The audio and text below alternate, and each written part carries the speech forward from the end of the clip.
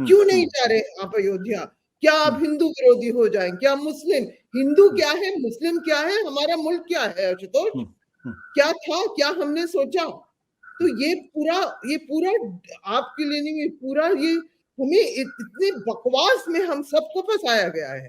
हम पूरे मुल्क को, आप सोचिए, वहां एक बड़ा सा युद्ध हो रहा है गाजा में, दुनिया बदल रही है, हम राम मंदिर अयोध्या सब जाके माथा टेक रहे हैं, टीवी खबर वबर सब गई, हम मजाक बन रहे हैं कि हम जाके बस आस्था धर्म 500 साल में टीवी के आपको हेडलाइन पता है, 500 साल के बाद अभी साध्वी क्या ऋतंबरा के इंटरव्यूज लिए जा रहे हैं। अडवाणी जी बेचारे को सब भूल गए हैं क्योंकि इंस्ट्रक्शंस है कि उनको भूला जाए।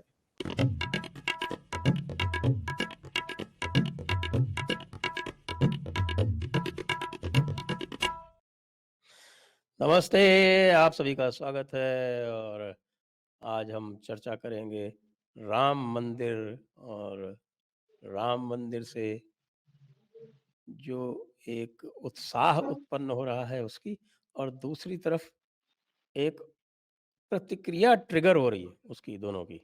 और हमारे साथ बात करने के लिए हैं इस समय प्रदीप भंडारी जी, जो सीधे इस समय अयोध्या से ही आ रहे हैं। तो आपका स्वागत है। अयोध्या में क्या माहौल है प्रदीप जी? जय श्री राम का माहौल है संजय जी। भले वो तमिलनाडु का व्यक्ति हो, कर्नाटका से देश के किसी भी कोने का व्यक्ति आया हो, मैं करीबन 6 दिन तक अयोध्या में था और एक सेंटिमेंट है कि फाइनली राम राज्य की स्थापना हो रही है। और ये कोई ऐसा नहीं है कि सिर्फ हिंदी हार्टलैंड का ही सेंटिमेंट है। ये किसी भी ज्योग्राफी से व्यक्ति को अगर मैं मिलाऊं तो वो व्यक्ति कह रहा है कि राम राज्य की स्थापना हो रही है, एक उत्साह है, एक आनंद का भाव है और उसके साथ में एक अनप्रेसिडेंटेड लेवल पे इंफ्रास्ट्रक्चर डेवलपमेंट अयोध्या के अंदर हो रहा है। So there is a lot of energy in the city, जो आप जब जाएंगे तभी एक्सपीरियंस कर सकते हैं। हाँ जी, हाँ, वो तो देखना पड़ेगा क्योंकि अयोध्या गए हुए मुझे 2019 में गया था मैं, इसी समय लगभग एग्जैक्टली 4 वर्ष हो गए। मैं 2000 बड़ा खुशनसीब हूं कि 2019 में जब सुप्रीम कोर्ट की जब जजमेंट आई थी तब भी मैं वहां मौजूद था। 5 अगस्त 2020 को जब प्रधानमंत्री नरेंद्र मोदी ने भूमि पूजन किया था तब भी मैं मौजूद था। और अभी मुझे भव्य राम मंदिर के दर्शन करने का सौभाग्य मिला है, obviously from a distance. So yes, Ayodhya has been special for sure. जी, और मैं आपको बताऊं कि बचपन में मैं अयोध्या में रहा हूं। मेरे पिताजी की वहाँ पोस्टिंग थी फैजाबाद में, तो हम समझ लीजिए कि हर महीने तो एक बार वहाँ चक्कर लगाते ही थे। लेकिन तब वो अयोध्या बहुत छोटी सी थी और एक प्रकार से उसमें एक विषाद था, और वो उस आतताई के दमन के तले उस समय भी एक तरह से कराह रही थी। और अब तो वो अयोध्या जो है वो पूरी तरह से मुक्त हो चुकी है। तो निश्चित रूप से जो वहाँ का उत्साह है, जो वहाँ की ऊर्जा है, वो कुछ अलग ही स्तर की होगी। बिल्कुल। इनफैक्ट संजय जी, मैं सत्येंद्र दास जी से मिला था, जो जो राम मंदिर के चीफ प्रीस्ट हैं, मेन पुजारी हैं, और उनकी उम्र करीबन 80 साल से ज्यादा की है। और वो ये कह रहे थे कि प्रभु श्री राम ने मुझे सिर्फ इसीलिए जीवित रखा है कि मैं भव्य राम मंदिर के अंदर पूजा कर पाऊं, क्योंकि मैं उस दौर से गुजरा हूं जब मैं टेंट के अंदर पूजा करता था और हम सरकार से सहयोग की बात करते थे। जो सुप्रीम कोर्ट द्वारा अपॉइंटेड रिटर्निंग ऑफिसर जो ऑफिसर था, उससे बेसिक सुविधा की बात करते, रिसीवर जो था उससे बेसिक सुविधा की बात करते थे, और वो बेसिक सुविधा तक नहीं देता था। हमने वो दौर देखा है कि जब बारिश का समय होता था तो रामलला के टेंट के आसपास सिर्फ और सिर्फ कीचड़ रहता था और कोई सुनवाई नहीं होती थी। और तब से लेकर आज के समय में एक अभूतपूर्व परिवर्तन आया है।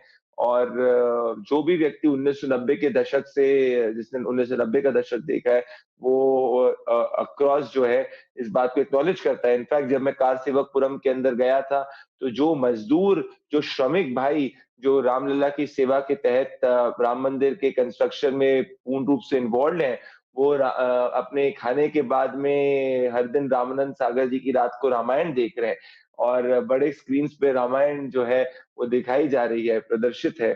So it's a different sentiment all together. और ये सभी लोग बहुत खुश है कि जो कोई नहीं कर पाया वो फाइनली नरेंद्र मोदी गवर्नमेंट के अंदर एटलीस्ट राम मंदिर जो है वो बन रहा है, और काफी भव्य रूप से बन रहा है। संजय जी, जो मैंने अंदर से भी देखा है, it is so huge that आने वाले 1000 सालों तक ये एज अ विक्ट्री ऑफ सनातन के रूप में जरूर देखा जाएगा। जी, और उसकी प्रतिक्रियाएँ भी बड़ी अजीब-अजीब सी आ रही हैं। क्या कुछ राजनीतिक व्यक्तियों को और कुछ मज़हबी व्यक्तियों को कुछ डर है क्या? उनको लगता है कि इससे उनका मेरे हिसाब से कोई ये एक जो एक डर जगह है और ये ट्रिगर डर देख रहा हूँ मैं। देयर इज़ अ ट्रिगर बिल्कुल रिएक्शन और मेरे मैंने हिसाब आपको से संजय अभी जी शेयर किए हैं कुछ थोड़े ट्वीट्स, जी उन जी पर भी संजय आप देख के राउत प्रतिक्रिया दे सकते हैं। जी जी, इनफैक्ट मैं आपको कहूँगा कि ये एक प्रतिक्रिया एक ऐसे अलायंस की है जो डिफीटेड अलायंस है और वो समझ चुका है कि देश का मिजाज कंप्लीटली बदल चुका है और जिस मिजाज को उसने दबाने की कोशिश करी थी 70 साल तक, वो अब फाइनली उभर के सामने आया है और इसी के कारण ये लोग राजनैतिक हाशिए पे पहुँच चुके हैं और उसका फ्रस्ट्रेशन और तड़प सामने दिख रही है हर बयान के अंदर।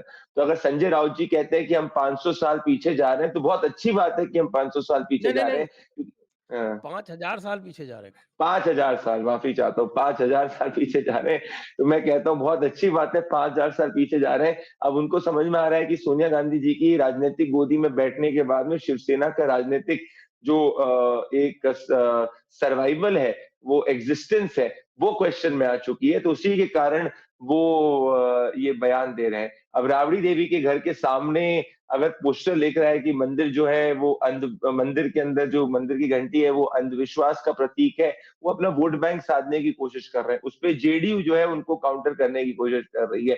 यहाँ पे लोग जो है जो कल तक अयोध्या के दर्शन करने से घबराते थे, एक 1990 का दशक था जब नेता लोग मीडिया को कहते थे कि अयोध्या पे सवाल मत पूछो, आज वो सब जो कह रहे हैं हमें बुलावा क्यों नहीं आया, हमें बुलावा क्यों नहीं आया, हमें भी बुलावा आना चाहिए। So some of them are feeling left out, most of them are knowing कि 2024 की वर्डिक्ट सील हो चुकी है और वो जनता के सरोकार से जो है परमानेंटली या एक काफी लंबे समय तक जो है वो जो है कंप्लीटली उससे दूर जा चुके हैं क्योंकि अब जनता के दिल में भगवान श्री राम का जो मंदिर है वो बन के जनता खुद ही नहीं एक्नॉलेज कर पा रही। मैं झज्जर हरियाणा से कई लेडीज से मिला था जो व्हीलचेयर पे भक्ति मार्ग के तहत रामलला के दर्शन करने जा रही थी, जो अभी जो पुराने मंदिर के अंदर है।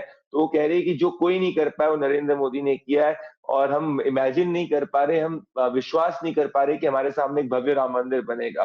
तो ये जो इनफैक्ट जब मैं आपको बताऊं तमिलनाडु के लोग जो हिंदी तक नहीं समझते, जब काशी तमिल संगम में आए थे, we are getting goosebumps going to Ayodhya. These were the exact words. And thank you, Modi. This is so everybody. This was something which was there in the heart of the people, Sanjay ji. और वो finally अब बाहर निकल के आ रहा है क्योंकि सामने जो चीज है, जो मंदिर है वो बनता हुआ दिख रहा है और इसके लिए लोग नरेंद्र मोदी जी को ही कंप्लीट क्रेडिट दे रहे हैं। तो ये जितने की सब लोग हैं जिनको लग रहा था कि भाई तारीख नहीं बताएंगे, मंदिर कभी मंदिर जो है वो कभी बन नहीं सकता, अयोध्या के अंदर वो जाना पसंद नहीं करते थे, अब उनको समझ में आ रहा है कि 2 बार वो देश की जनता के सामने हार चुके हैं। अब ऐसा ना हो कि वो एक लंबे समय तक जो है देश की जनता उनको कभी स्वीकारे ही ना। एक बार-बार जैसे आपने संजय राउत का लिया है या लालू यादव का लिया है आपने, ये तो राजनीतिक पार्टियाँ हो गई। इनका तो हम दर्द समझ सकते हैं, इनको ऐसा लग रहा है कि ये जो ऊर्जा का संचार हो रहा है और जिस प्रकार की एक तरह से यूफ़ोरिया बन रहा है, उसमें कहीं पूरा का पूरा जो विपक्ष है वो बह नहीं जाए। तो उनका तो एक हमें समझ में आ सकता है। लेकिन ये जो और आपके मीडिया के जो मित्र हैं, उनका भी मैंने आपसे एक शेयर किया, जिसमें सबा नकवी कह रही हैं कि ये क्या बकवास हो रही है। उनकी जो ट्रिगरिंग है वो दूसरे लेवल की है। आरफा खानम कह रही हैं कि हाँ, बस हम दर्द को लेकर हम सह रहे हैं और बस उनकी पुरानी यादें आप याद करें, वो कह रहे हैं कि हमने तो अपनी अभी टैक्टिक्स बदली है, स्ट्रैटेजी नहीं बदली है, तो अभी हम टैक्टिक्स बदलेंगे, लेकिन अब वो टैक्टिक्स भी उनकी जो है वो फेल होती हुई दिख रही हैं, तो वो दर्द अलग से आ रहा है। फिर हमारे वो श्री श्री 1008 सत्यनारायण गंगाराम जी, जानते हैं ना उनको आप? जी, पर्सनली मैंने इतना सुना नहीं है उनको। जी। सत्यनारायण गंगाराम पित्रोदा जी। हाँ, जी। तो सत्यनारायण गंगाराम जी जो है वो अलग ही लेवल पे ट्रिगर हुए पड़े हुए हैं। राहुल गांधी परेशान होकर दुबई भाग जाते हैं। तो वो तो जैम बना रहे हैं। तो ये जो दूसरा जो तत्व है वो मीडिया वाला, लिबरल मीडिया वाला, तथाकथित लिबरल मीडिया, हालांकि लिबरल में कुछ भी लिबरल नहीं होता, आपको भी पता है अच्छी जी। तरह से, आप स्वयं भुक्तभोगी हैं उसके। इनका क्या दुख है? वो कुछ एक ही अलग ही स्तर पर क्यों? देखिए, मैं कहता हूँ संजय जी 3 तरीके के लोग हैं। एक है जो सिचुएशंस के हिसाब से अपने आप को सनातनी बने फिर रहे हैं। तो सिचुएशंस ऐसी हो चुकी है, समाज का वातावरण ऐसा हो चुका है, हिंदू जिस तरीके से जागृत हो चुका है, तो ये कोट अनकोट जो कल तक लिबरल हुआ करते थे, जो कल तक योगी आदित्यनाथ जी इन सबको गुंडा कहा करते थे, ये सब के सब लोग जो है परिस्थितियों के हिसाब से अभी सनातनी हुए बैठे हैं। तो that is one part of the media. जो दूसरी है, जैसे जो आप बात कर रही हैं अरफा खानम शेरवानी या सबा नकवी, ये इतना ज़्यादा फ्रस्ट्रेट हो चुके हैं क्योंकि ये जिस पार्टी को बैक कर रहे हैं, जो ये स्ट्रैटेजी सोच रहे हैं, जो ये हाइपोथेटिकल सिचुएशन, ना इनको एक्सेस मिल पा रहा है, ना ये ज़मीन पे घूम पा रहे हैं क्योंकि जहाँ ये ज़मीन पे घूमते हैं, लोग इनको कंप्लीटली रिजेक्ट करते हैं। किसी को पंचेस पड़ जाते हैं न्यूयॉर्क के अंदर, कोई जब मुस्लिम इलाके के अलावा कहीं और घूम नहीं पा रहा है, कोई मेन स्ट्रीम मीडिया से अगर डिजिटल पे आ चुका है, तो डिजिटल पे वो व्यूज़ तो लेके आ रहा है, पर उसमें हिम्मत नहीं है ज़मीन पे घूमने की, तो सिर्फ़ वो एक कमरे में ही बैठ के रिपोर्टिंग कर रहा है या एंकरिंग कर रहा है।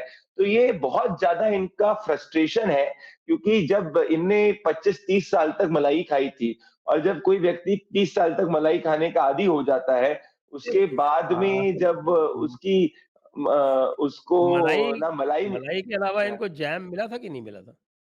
अब नहीं, अब तो जो जैम बना रहा है वो इनको जैम नहीं दे रहा है, नए यूट्यूब को और नए मीडिया वालों को जैम दे रहा है।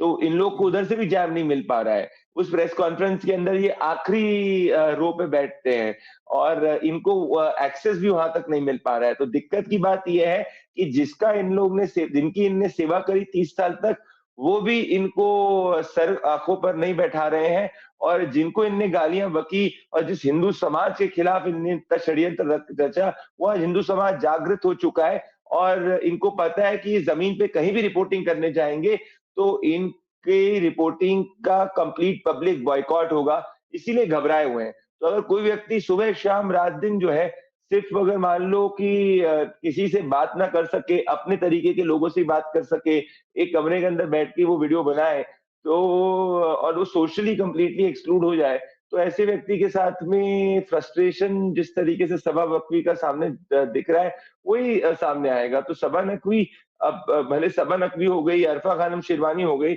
उनको पता है कि अब जेएनयू जैसी जगह पे भी हम नहीं जा सकते, कि अब जेएनयू भी सनातनी होने की दिशा में आगे बढ़ चुका है। वहाँ पे भी अगर हम प्रोटेस्ट ऑर्गेनाइज़ करेंगे तो हमको फाइन लग जाएगी। तो इनकी स्थिति ये हो गई कि ना ये घर के रहे, ना घाट के रहे। जेएनयू कैसे सनातनी हो रहा है? नहीं, जेएनयू के अंदर सनातनी इस तरीके से हो रहा है संजय जी कि पहले प्रोटेस्ट कर रहे थे, पहले बाहर ये नारे लगाते थे, तो इसपे कोई एक प्यूनिटिव पनिशमेंट नहीं थी। आज की तारीख में अगर आप जो है क्लासेस बंक करके प्रोटेस्ट करें, तो इस केस के अंदर आपको फाइन देनी पड़ेगी जो शायद से 10,000 रुपए सम थाउज़ेंड रुपीज़ है, which is more than the fee of the JNU.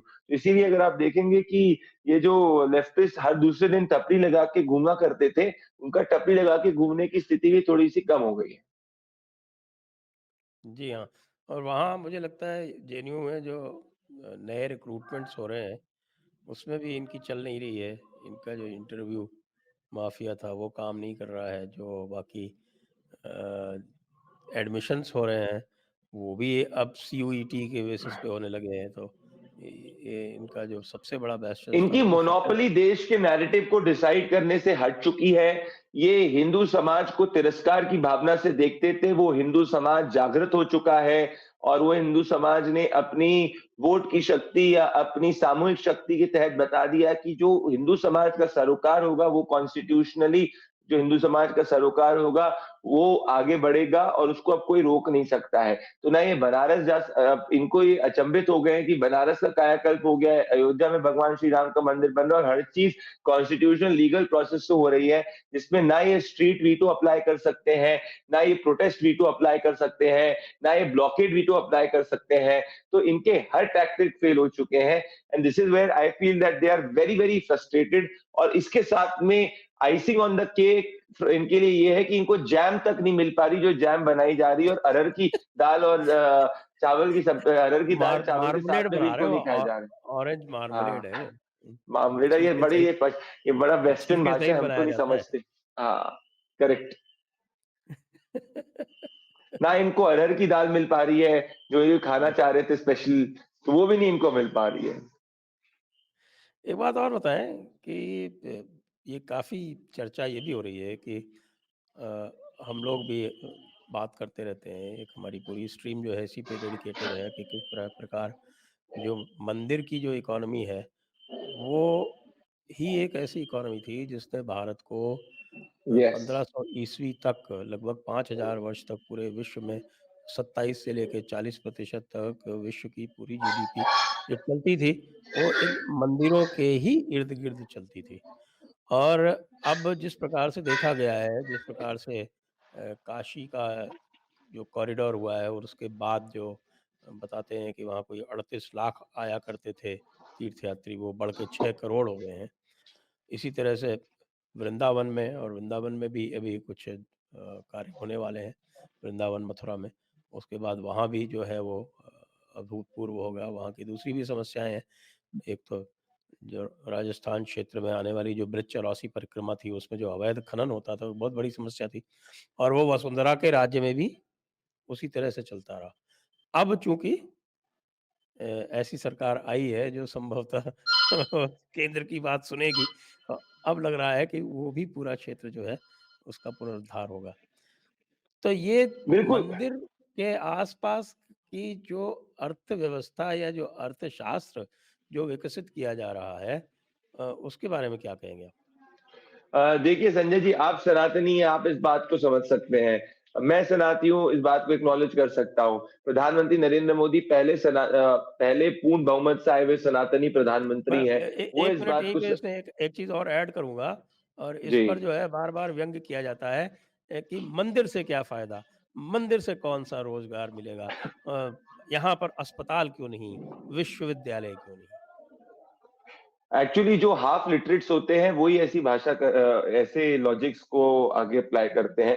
तो जैसे आप सनातनी हैं, आप इस बात को एक्नॉलेज कर सकते हैं, और आप का शोध बहुत ज्यादा गहरा है। प्रधानमंत्री नरेंद्र मोदी पहले सनातनी प्रधानमंत्री हैं जो पूर्ण बहुमत के साथ में आए हैं, तो वो इस बात को समझ सकते हैं, उन्होंने इम्प्लीमेंट किया है। अगर हम हिस्टोरिकली देखेंगे संजय जी, हमारे देश में आजादी के बाद से जो भी प्रधानमंत्री बने, पर्टिकुलरली जवाहरलाल नेहरू, उनका देश के प्रति देखने का जो भी नजरिया था वो बहुत ज्यादा वेस्ट डोमिनेटेड था, और उनकी अपब्रिंगिंग, उनका थॉट प्रोसेस कंप्लीटली बहुत ज्यादा इन्फ्लुएंस्ड बाय जो है वेस्टर्न कॉनोटेशन, वेस्टर्न थिंकर्स था। वेयर प्रधानमंत्री Narendra Modi has experience the country, और उनकी भारत के प्रति जो दृष्टिकोण है वो एक तो खुद ट्रैवल करके है, पर साथ में जो सनातन भारत हिस्टोरिकली बहुत मजबूत अर्थव्यवस्था भी था, एक सिविलाइजेशनल पावर भी था, वो वहां से इसको स्ट्रेंथ को डिराइव करते हैं। तो अब जैसे आपने बोला अर्थव्यवस्था से क्या होगा, आज की तारीख में मंदिर बनने के बाद में 100 से ज्यादा इंफ्रास्ट्रक्चर प्रोजेक्ट जो है वो अयोध्या के अंदर चल रहे हैं। 175-30,000 करोड़ लगभग जो है अमाउंट के। नंबर 2 है होटल इकोनॉमी जो है कंप्लीटली ट्रांसफॉर्म होने वाली। एवरी बिग होटल, भले वो ताज ग्रुप हो गया, रेडिसन ग्रुप हो गया, वो अयोध्या के अंदर आ रहा है। पॉइंट नंबर 3 ये है कि अयोध्या में अब एवरेज फुटफॉल जो लोगों का माना जाएगा वो 1 लाख से 3 लाख के बीच में होगा, जिसके कारण जो लोकल लोग हैं उनके घर जो है वो होम के अंदर कन्वर्ट हो रहे हैं, वो रेनोवेट हो रहे हैं, सड़कें बनी जा रही है। और अब नृपेंद्र मिश्रा जी एक मास्टर प्लान बनाया जा रहा है जो 2047 का है, कि ये इमेजिन किया जा रहा है कि ऐसा भी हो सकता है कि जो अयोध्या है उसको दिल्ली एनसीआर के लेवल पे आगे चल के एक्सटेंड करना होगा, जिस हिसाब से डिमांड जनरेट हो रही है, इकोनॉमिक डिमांड। तो ये सब तभी पॉसिबल हो पाया है कि जब मंदिर वहाँ पे बना है, क्योंकि मंदिर के कारण ही लोग वहाँ पे आ रहे हैं, मंदिर के कारण ही एयरपोर्ट है, वहाँ पे फुटफॉल रहेगा, ट्रेन्स जो है वो हर जगह से चालू करी गई हैं और इवेंचुअली हर मेजर सेंटर से अयोध्या के लिए डायरेक्ट ट्रेन चालू करने की एक विजन आगे ली जा रही है। तो अगर हिस्टोरिकली भी हम देखेंगे संजय जी, तो हमारे जो एंशिएंट सिविलाइजेशन के अंदर ऐसे ही होता था। जैसे मैं इंदौर से आता हूँ, तो देवी अहिल्याबाई होलकर ने सामाजिक न्याय के लिए बहुत काम किया, इकोनॉमिक डेवलपमेंट के काम बहुत काम किया, पर साथ में उन्होंने मंदिरों का भी पुनरुत्थान किया, जिसके कारण जो है इकोनॉमी आगे बढ़ी थी। अब काशी की बात करें, आप काशी में अगर घाट क्लीन हो गए, काशी विश्वनाथ कॉरिडोर बन गया, तो उसी के कारण टूरिस्ट आए, तो उसी के कारण लोकल एम्प्लॉयमेंट जनरेट हुआ। तो this is as simple as it can get. और ये बात पहले लोग इसलिए नहीं समझते थे, क्योंकि वो सनातनी नहीं थे और इस देश के रूट से वो जुड़े हुए नहीं थे। तो अगर आपको याद होगा कि जो लोगों को 20 साल यही लग गए हिंदुस्तानी खाना में एडजस्ट करने में, वो क्या देश की धरोहर को सोचेंगे ना? वो क्या बलिया के गाँव में जा सकते हैं, उज्ज्वल या क्या उज्ज्वला की बेनिफिशियरी के साथ एक चाय पी सकते हैं? ये सब नहीं कर सकते। Their whole thinking is very top down. Modi ji's thinking is very bottom up in terms of looking at the country, because he's experienced it from bottom up. So this is where I can say, and ये बहुत सही हो रहा है कि जहाँ-जहाँ हमारे जो सांस्कृतिक धरोहर है, उन सांस्कृतिक धरोहर को बिल्ड किया जा रहा है विथ वर्ल्ड क्लास इंफ्रास्ट्रक्चर। तभी जाके उसके टूरिज्म पोटेंशियल को और इकोनॉमिक पोटेंशियल को यूटिलाइज किया है। इसीलिए आज गोवा टॉप डेस्टिनेशन टूरिस्ट की नहीं है संजय जी, आज मथुरा, काशी और अयोध्या जो है वो टूरिस्ट डेस्टिनेशन में नंबर 1 पे है इस देश के अंदर। जी हाँ, बिल्कुल। हमारे तीर्थयात्री जो हैं, वो भी एक प्रकार के टूरिस्ट ही हैं। आज की जो भाषाएँ हैं, उसमें उनको कहा जा सकता है। एक और भी ट्रिगर पॉइंट है, और वो ट्रिगर पॉइंट जो है, वो बड़े आश्चर्य की बात है कि वो जो घोर सनातनी हैं, मुझे तो मैं कई बार उनको अतिवादी भी कहता हूँ, उनकी ओर से है। और उनकी बड़ी शिकायतें हैं, वो कह रहे हैं कि साहब की जो है वो मंदिर की प्राण प्रतिष्ठा ठीक से नहीं की जा रही, विधि पूर्वक नहीं की जा रही, और इतनी अ, इसमें जो है वो आर्किटेक्चर में ध्यान नहीं रखा गया है। जो सनातनी परंपराएँ हैं ये इत्यादि, ये सोशल मीडिया के जो सनातनी घोर हैं। परंपरावादी है ना, उनकी ओर से भी हुँ। एक थोड़ी-सी आवाज़ आ रही है। देखिए, अब हिंदू धर्म की खासियत यही है कि वो सभी को बोलने का अधिकार देता है और बाकी धर्मों जैसे नहीं कहता कि अगर तुम हमारे खिलाफ कुछ बोलोगे तो हम जो है सर तन से जुदा कर देंगे। ये हिंदू धर्म की खासियत है। तो बोलने वालों को क्या है बोलना, और हमारे धर्म के अंदर ये प्रोवाइड की गई है उनको अपॉर्च्युनिटी या बोलने की, वो बोलेंगे। पर मेरा कहना है कि इसके सबसे बड़े स्टेक होल्डर्स वहाँ के प्रीस्ट हैं, और भले वो सत्येंद्र दास जी हो गए, बाकी सब पुरोहित हो गए। तो ultimately it is all been taken. In fact मुझे बताया गया था सत्येंद्र दास जी द्वारा, जो वहाँ के चीफ टेंपल प्रीस्ट हैं, जो पिछले 30 साल से राम मंदिर की सेवा कर रहे हैं, 80 साल से 80 साल से ज़्यादा की उनकी उम्र है, कि जो ये मुहूर्त भी चुना गया है, वो ऐसा चुना गया है कि ऐसा समय 1000 साल में एक बार आता है। तो 15 जनवरी से प्राण प्रतिष्ठा शुरू होगी और 22 जनवरी को कंप्लीटली एंड में कंक्लूड होने वाली है। So I believe everything is being taken care of. और प्राण प्रतिष्ठा के अंदर भी जैसा वो बता रहे थे कि हर ईश्वर, हर भगवान की पहले पूजा की जाएगी, गणेश जी की, विष्णु जी की, सबकी पूजा की जाएगी, और एक वो पूरा प्रोसेस होगा जिसके तहत मंत्रों के तहत वो होगा। और जिस समय मूर्ति को गर्भगृह के अंदर भी प्लेस किया जाएगा, वो भी जो है पूर्ण रूप से डिसाइड किया गया है बेस्ड ऑन ऑल शास्त्र। तो एक जो शिकायत आ रही है, वो इस्लामियों की तरफ से आ रही है, और इस्लामियों की तरफ से शिकायत ये आ रही है कि जो आदेश दिया गया था, सुप्रीम कोर्ट के आदेश में वो ये कहा गया था कि जो मस्जिद है वो अयोध्या में दी जाए, तो उन्होंने अयोध्या में ना दे के अयोध्या ज़िले में दे दी, और अयोध्या ज़िले में भी जो है वहाँ से 25 किलोमीटर दूर दे दी। तो अयोध्या वाला जो है वहाँ क्या करने जाएगा? तो ये एक उधर से शिकायत आ रही है। हालाँकि बीच में एक बड़ा भारी वो चला था कि साहब की देश की सबसे बड़ी मस्जिद वहाँ बनेगी, लेकिन वो तो मामला बताते हैं कि वो प्लान वगैरह जो दिया था उन्होंने, वो नियमों के अनुसार नहीं होने से रिजेक्ट हो गया, और अब तो उसको बहुत स्केल डाउन किया जा रहा है, क्योंकि जो स्थान दिया गया है, वहाँ तक रोड ही नहीं है ऐसी कि इतना बड़ा कोई स्ट्रक्चर वहाँ पे बन सके। तो ये एक हमारे इस्लामी भाइयों द्वारा भी एक ये बड़ा भारी एक आपत्ति ली जा रही है। वैसे जनरल रिएक्शन क्या है मुसलमानों का उन क्षेत्रों में? देखिए 2 तरीके के हैं, जैसे कि मैं जिन मुसलमानों से मिला था और ये सतोटिया आता है अयोध्या के अंदर, और ये बिल्कुल जहाँ पे भगवान श्री राम का मंदिर बन रहा है उसी के पास में। तो वो ये कह रहे हैं कि चलो भाई अच्छी बात है मंदिर बनाए, कम से कम हमारी जो ज़मीन का मूल्य है वो बढ़ेगा, और हम भी जो है अयोध्या के पुनर्विकास के अंदर काम कर रहे हैं। कई सारे लोग जो सिटी के अंदर काम कर रहे हैं, भले सड़कें बना रहे हैं, सड़कें चौड़ी हो रही है, उसके अंदर मुसलमान भी काम कर रहे हैं, तो उनको रोजगार के अवसर ज्यादा मिले हैं, और उनकी जो जमीनों का जो दाम है वो 50 लाख 2 करोड़ में होटल वाले बिल्डर्स ले रहे हैं, तो उनको आर्थिक मुनाफा भी काफी ज्यादा हो रहा है। तो एक ये सेक्शन है। एक छोटा सा सेक्शन ये है जो मानता है इसको कोड अनकोड हमारी डिफीट हुई है, हमारे मस्जिद कब बनेगी, तो वो तो सेक्शन रहेगा ही।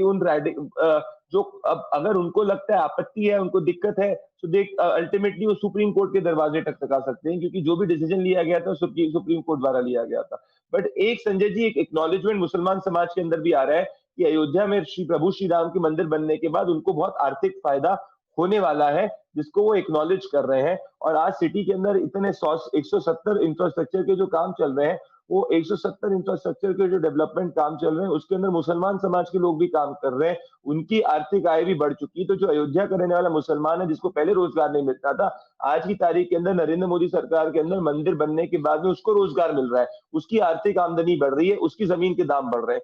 तो उसी तरीके से अगर आपको याद होगा कि जो बाबरी के पिटिशनर है वो प्रधानमंत्री नरेंद्र मोदी के ऊपर फूल बरसाने लग गए। वैसे वो इकबाल अंसारी तो बहुत बहुरूपिया है, उसको उसकी तो बात का ही बहुत मतलब बड़ा, ज्यादा होगा। बहुत वो बड़ा तो सिर्फ बहुरूपिया है पोजिशनिंग कर रहा है, वो तो पोजिशनिंग कर रहा है, मैं वही कह रहा हूँ, सिर्फ पोजिशनिंग करने की कोशिश कर रहा है। वो दिखाता था कि साहब ये देखिए वो जो सूट नंबर 1 था गोपाल सिंह विशारद वाला, या उसके जो आपके वो निर्मोही अखाड़े वाले जो महंत जी थे उनके साथ रिक्शे में बैठ के जाके फोटो वोटो खिंचवाता था, वो सब किया हाँ, करता था। लेकिन पर ये मैं लेकिन कहना चाहता हूँ उसने संजय जी, ये विड्रॉ कभी लोग नहीं ये किया सूट, वो सूट उसने लास्ट तक लड़ा है। देखिए, अब जब ये ये जो बातें कर रहा कॉन्स्टिट्यूशनली है, हार चुके हैं, ये सब दिखावा है। जब कॉन्स्टिट्यूशनली ये हार चुके हैं, इनको लगा था कि 70 साल कभी इस देश के अंदर इन लोग का वीटो रहेगा, इनके वीटो के तहत में कभी भी ये प्रभु श्री राम का मंदिर भगवान प्रभु श्री राम के जन्म स्थान पे नहीं बन पाएगा। तो there is a sense of quote unquote defeat in many of them which who wanted to prevent Prabhu Shri Ram mandir at Ram जन्मभूमि। तो अब ये पोस्चरिंग करने के लिए पब्लिक परसेप्शन के हिसाब से पोस्चर करने की कोशिश कर रहे हैं। मैं इन सबको नहीं मानता हूं, क्योंकि अगर इनकी नीयत साफ होती तो ये अपने सूट को वापस ले लेते और सीधी बात बोलते कि ठीक है, ये हिंदुओं के लिए सबसे मान्य जगह जैसे हमारे लिए मक्का है, तो हम जो है प्रभु श्री राम के मंदिर पे अगर मंदिर बनता है तो हमें कोई दिक्कत नहीं है। पर आप सोचिए कि इतने सालों तक ये सूट ड्रैग हुआ, और ये कोई ऐसा देश नहीं होगा जहां पे भगवान को खुद को एक पेटिशनर बनना पड़ रहा था उस हिंदू मेजोरिटी देश के अंदर, इस बात को प्रूव करने के लिए कि भाई मेरे जन्म स्थान पे मेरा मंदिर बनना चाहिए। और ये आप देखिए कितनी बड़ी बात।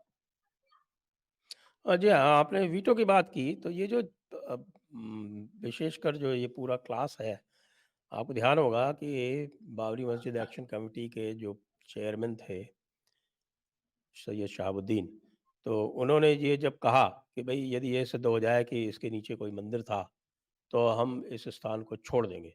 और उसके लिए उन्होंने जो कई बार ये बातें कहते हैं ना कि भाई डिस्प्यूटेड स्थान पर नमाज नहीं होनी चाहिए, मस्जिद नहीं होनी चाहिए, इत्यादि इत्यादि की बातें करके आगे हम छोड़ देंगे इसको। उसके तुरंत बाद ये पूरा जो लेफ्टिस्ट कबाल था ये एक्टिव हो गया, और इसने जो है वो खोद के तरह-तरह की एविडेंस निकाल के बताने लगा कि नहीं-नहीं यहाँ पर तो कभी मंदिर था ही नहीं, और ये तो मस्जिद है ही थी, और तरह-तरह के झूठ गढ़े उन्होंने, जो कि बाद में तो क्या, जो पहले भी बीबी लाल जी ने जो उत्खनन किए थे और बाद में हाई कोर्ट के निर्देशों के तहत जो उत्खनन हुए, उनसे सबसे पूरी तरह से झूठा साबित हो गया, और जो गवाह उन्होंने खड़े किए वो गवाह पूरी तरह से टूट गए। ये सिद्ध कर दिया कोर्ट ने कि इन गवाहों को कुछ नहीं आता है। आपको ध्यान होगा, आपने वो एब्सोल्युटली, जो एविडेंस एब्सोल्युटली जो यस, पढ़ी होगी। तो अब एब्सोल्युटली ये यस। जो इस समय जो स्थिति बन रही है ऊहापोह की है, और जिसमें पॉलिटिकल क्लास भी शामिल है, वो इसी कारण से है कि ये जो वीटो है वो समाप्त हो गया है। एब्सोल्युटली संजय जी, और तभी मैं कह रहा हूं कि India is moved from Muslim veto to mahila veto. तो मुस्लिम वीटो जो 40-50 साल तक इस देश में चल रहा था, वो एक वर्चुअल एंड में हो गया है। और ये अगर आपको याद होगा कि जब मैंने आपने एक पॉडकास्ट किया था, तब में ये बात हमने कंक्लूड करी थी कि अब डेटा ये सजेस्ट कर रहा है कि अगर मैं जो डेमोग्राफिकली मुस्लिम मेजॉरिटी कॉन्स्टिट्यूएंसीज को हटा दूं, तो जहां 30% भी मुसलमान है, वहां पे भी इनका वीटो जो है अब नहीं लागू हो रहा है। इसी कारण जो है अब मुस्लिम महिलाओं के भी एक गुट है, वो अब भाजपा की तारीफ करना शुरू हो चुका है, क्योंकि उसको पता है कि अगर वो ऐसा नहीं करेगा तो पॉलिटिकल मेन स्ट्रीम से वो और फ्रिंज बनते जाएगा। अल्टीमेटली आज की तारीख में मुसलमान समाज भी सरकार की स्कीमों का उतना ही फायदा ले रहा है जितना कोई दूसरे समाज को मिल रहा है। So they eventually this community always was in power और stake holdership in the power structure. अब पिछले 10-9 सालों से इनकी stake holdership in the power structure has gone down significantly, क्योंकि इनको कोई स्पेशल ट्रीटमेंट नहीं दिया गया, इनको इक्वल ट्रीटमेंट दिया गया है। तो ये 9 साल इनको लग गए इक्वल ट्रीटमेंट के साथ एडजस्ट करने में, और इसमें भी इनके समाज के जो विचारक हैं, उनने अपनी रेडिकल सोचों को आगे ही रखा और पीछे नहीं करे। तभी ट्रिपल तलाक के मामले में जब प्रधानमंत्री नरेंद्र मोदी ने फैसला लिया, तो कोई भी बड़ा मुस्लिम विचारक जो है उसका समर्थन करने नहीं आया। So this is where the solutions of the Muslim community have to come from the Muslim community, and the जिनने मुस्लिम कम्युनिटी की पैरवी करी थी और नेताओं के साथ साठगांठ करके इस देश की राजनीति को इस बेस पे करा था कि अगर इस देश की राजनीति में सत्ता में आना है तो मुसलमान वोट को एकजुट करो और हिंदू वोट को बांटो, वो रणनीति प्रधानमंत्री नरेंद्र मोदी ने कंप्लीटली क्रश कर दी और बोला कि भाई मैं तो सबका विकास करूंगा, और अगर तुम तुष्टीकरण करोगे तो तुष्टीकरण का जवाब मैं विकास से दूंगा। और उस तुष्टीकरण के जवाब में हिंदू भी कंसोलिडेट हुआ सोशल मीडिया के जमाने में, और इस कारण तुष्टीकरण का वीटो वोट कम हुआ और वर्चुअली खत्म होने की स्थिति में बढ़ रहा है। और 24 में अगर प्रधानमंत्री नरेंद्र मोदी आएंगे तो आप देखेंगे कि उसका एक बहुत अप्रत्याशित बदलाव होगा कि this vote will move towards near and. So the essence of the communal politics or the birth of communal politics is not because of Hindu consolidation, but because of Muslim consolidation and because of a politics of appeasement. So the sad part has been Sanjay ji कि जितने भी quote unquote journalist हैं, जो मैं TV पे मेरे साथ में peers हैं, वो कहते हैं, oh, is this not, whenever the BJP used to speak about the Hindus, they used to say, why are you doing communal politics?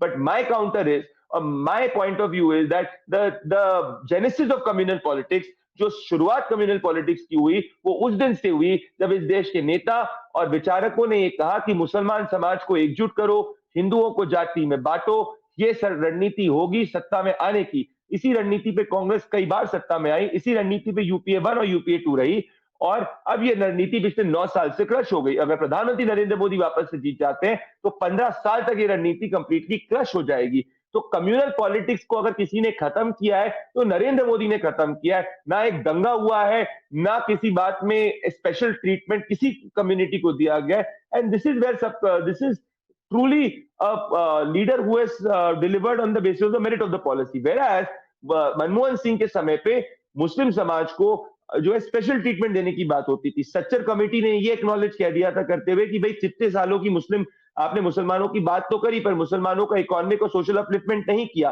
सो आपने सिर्फ वोट को एकजुट किया पर उनका सोशल इकोनॉमिक अपलिफ्टमेंट नहीं किया। नरेंद्र मोदी ने भले वो हिंदू हो या मुस्लिम हो, जो भी गरीब है उसका कंप्लीट इकोनॉमिक अपलिफ्टमेंट किया है। And this is where the complete veto went away, and this is a huge change. So the communal politics was started when the leaders of the country, particularly the Congress party, started to consolidate the Muslim vote. So we need to understand that it's not the Hindu which is responsible for the communal politics. It's those politicians which consolidated the Muslim which is responsible for communal politics. So those journalists जो मुसलमान के समय में धर्म बोलते थे और हिंदू के समय में शांत हो जाते थे, ये सब रिस्पॉन्सिबल हुए कम्युनल पॉलिटिक्स को जन्म देने के लिए। बहुत इंपॉर्टेंट है, क्योंकि मैंने देखा है कि हमारे को ये गलत नैरेटिव फैलाया गया है कि जब भी हिंदू की बात करे, अरे आप कम्युनल पॉलिटिक्स क्यों कर रहे हो, वो कंसोलिडेशन चालू हो गया, वो पोलराइजेशन चालू हो गया। भाई जेनेसिस उसका क्या है, ये समझने की जरूरत है। जी, तो अंत में ये बताएं कि इसका चुनाव पर प्रभाव क्या पड़ेगा, विशेषकर बिहार में। संजय जी, भले बिहार हो या यूपी हो, अप्रत्याशित रूप से प्रधानमंत्री नरेंद्र मोदी जी को लोग इसके लिए धन्यवाद कर रहे हैं। और मेरा मानना यह है कि उत्तर प्रदेश के अंदर अगर रायबरेली की सीट भी कांग्रेस पार्टी को बचाने में बहुत दिक्कत आने वाली है, मैं सरप्राइज नहीं हो जाऊंगा कि रायबरेली की सीट भी कांग्रेस पार्टी हार जाए। बिहार के अंदर जो मेरा अभी 24 के लिए जो मैं समझ पा रहा हूँ सेंटिमेंट जितना मैं लोगों से बात कर रहा हूँ, अभी जितना सेकेंडरी फीडबैक कलेक्ट कर रहा हूँ, बीजेपी और एनडीए एक स्ट्रॉन्ग पोजीशन के अंदर है और 2024 में प्रधानमंत्री नरेंद्र मोदी को 2019 से ज्यादा वोट मिलेंगे। उनके 2014 के अंदर 31% वोट शेयर था, 2019 में 37+% वोट शेयर हो गया। मेरे जितनी समझ कहती है कि अब जो है ये जनाधार और बढ़ेगा। सीटें कितनी आएंगी, 300, 350, 400, 320, 330, 280, 290, वो हम लोग मार्च के फर्स्ट वीक के अंदर बेटर कंक्लूड कर पाएंगे। बट लोगों ने मन बना लिया है संजय जी कि नरेंद्र मोदी जी को तीसरी बार देखना चाहते हैं, भले वो बिहार हो या भले वो कर्नाटका हो या तेलंगाना हो। और ऐसा सेंटिमेंट जो है वो जनरली एक वेव इलेक्शन में ही कन्वर्ट होता है। जी, तो आपका बहुत-बहुत धन्यवाद प्रदीप जी। आपने थैंक यू बिल्कुल so much Sanjay ji. Ground जी, से सीधे आपने हमें सूचनाएँ दी। आपका बहुत-बहुत धन्यवाद। जी, दर्शकों को भी शुक्रिया। बहुत-बहुत धन्यवाद। जय हिंद, जय भारत, वंदे मातरम, जय भारत, जय श्री वंदे मातरम। जय श्री राम।